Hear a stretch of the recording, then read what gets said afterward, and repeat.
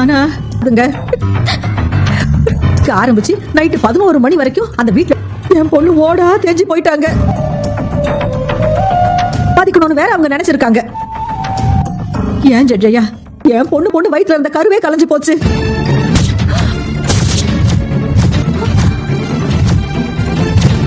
அதுக்கு கூட இவ மேலதான் ஐயா போட்டாங்க. கடைசியில வீட்டுல ஜட்ஜையா, அவளை வேற நாங்க கட்டி கொடுக்கணும். இருக்காங்க ஐயா, வீட்டுல கொண்டு போய் வச்சுக்கிட்டு பாப்பனா? ஆமாங்க ஐயா. ஆனா அந்த வீட்டுல மாப்பிள்ளை பேர்லயே எழுதி வச்சிட சொல்லுங்க. பொண்ணு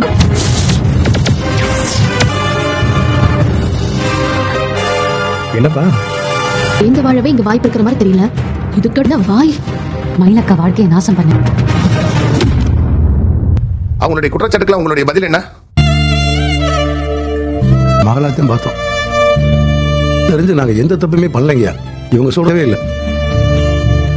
இது தெரியும், அந்த ஆண்டவனுக்கு தெரியும். மற்றபடி ஏத்துக்கிறோம். ராத்திரி போற என் பொண்டாட்டி பிள்ளை குட்டியெல்லாம் போமதி கொஞ்சம் உடம்பு சரி உள்ளதவியா. சரியா, உனக்கு உடம்பு சரியில்லை, தாங்கிக்கவே முடியல.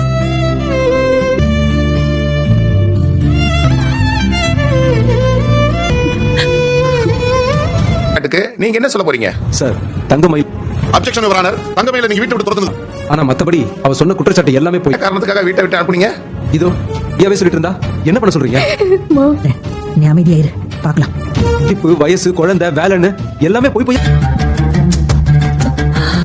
அத அவளால ஏத்துக்க முடியல. உண்மை எல்லாம் வெளியே வந்துருமோன்னு பயந்தான்.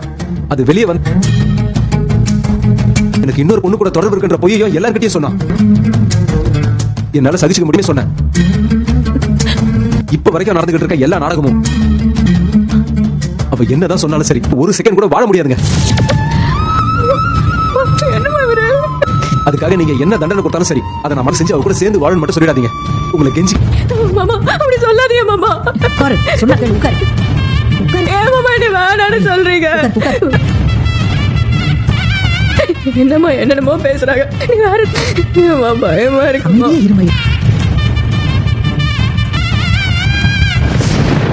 வீடியோ ஆதாரத்தை நாங்க கோர்ட்ல சப்மிட் பண்ணிருக்கோம்.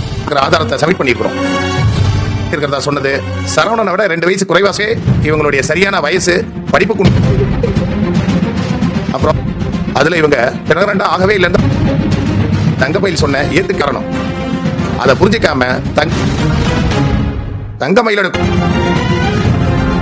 இந்த குற்றமும் செய்யாதவர்கள் என்று தீர்ப்பு கூறணும். இவரான உடல் ரீதியாகவும் மன ரீதியாகவும் துன்புறுத்தல் நடந்திருக்கு. என்னதான் மறுத்தாலும் அதுதான் உண்மை.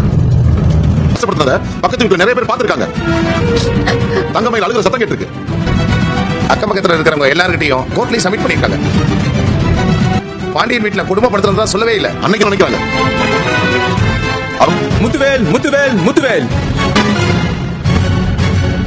ஐயா,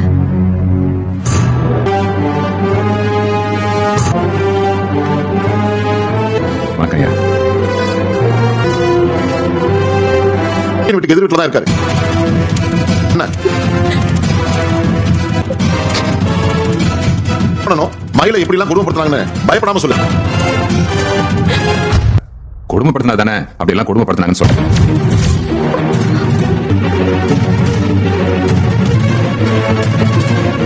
சத்தமா பேசினா கூட எங்க வீட்டுல கேட்கும். இவங்க சொன்ன மாதிரி குடும்பப்படுத்தி இருந்தா எங்களுக்கு தெரியல, எதுவும் நடக்கல. என்ன நடக்குதுன்னு எங்களுக்கு தெரியாது. எங்க 2 பேர் குடும்பத்துக்கும். ஆனா அங்க என்ன நடக்குதுன்னு இங்கேயும், இங்க என்ன நடக்குதுன்னு அங்க. வீட்டுக்கு வந்த மருமகளை கொடுமைப்படுத்துற அளவுக்கு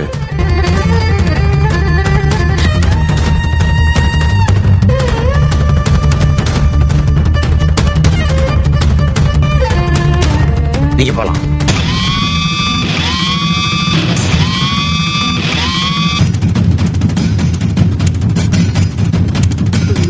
சக்திவேல் சக்திவேல் சக்திவேல்.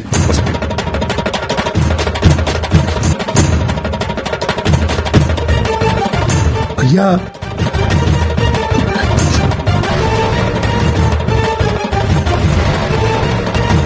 கோர்ட்டு வளாகன்னு கூட பார்க்காம அந்த அம்மா என்கிட்ட வந்து நல்லா சொல்றேன்.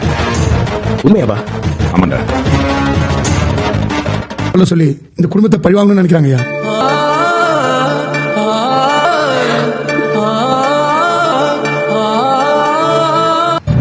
என்ன தீர்ப்பு கொடுப்பாங்க? ஃபைனல் தீர்ப்பு இன்னைக்கே வராதுமா, ஜாமீன் கிடைச்சிருமா. அப்ப எல்லாரும் வீட்டுக்கு போயிடலாம். அரசி. அண்ணே, முருகா முருகா. வீட்ல இருந்து ஏதாச்சும் டிமாண்ட் பண்ணிருக்காங்களா தம்பி? ஆயிட்டாங்க. ஏதாவது பண்ணி ஆகணும்ல அவருங்கன்னு கேட்டிருக்காங்க.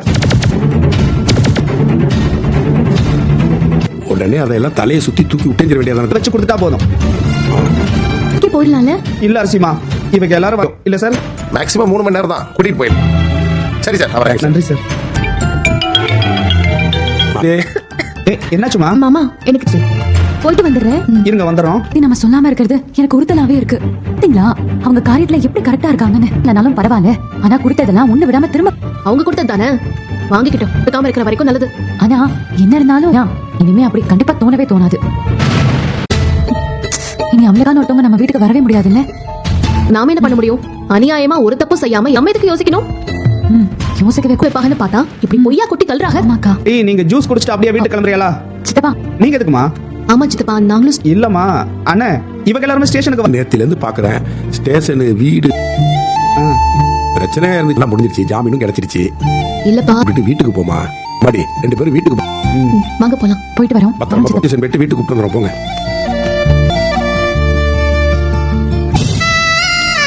இந்தாங்க சார்.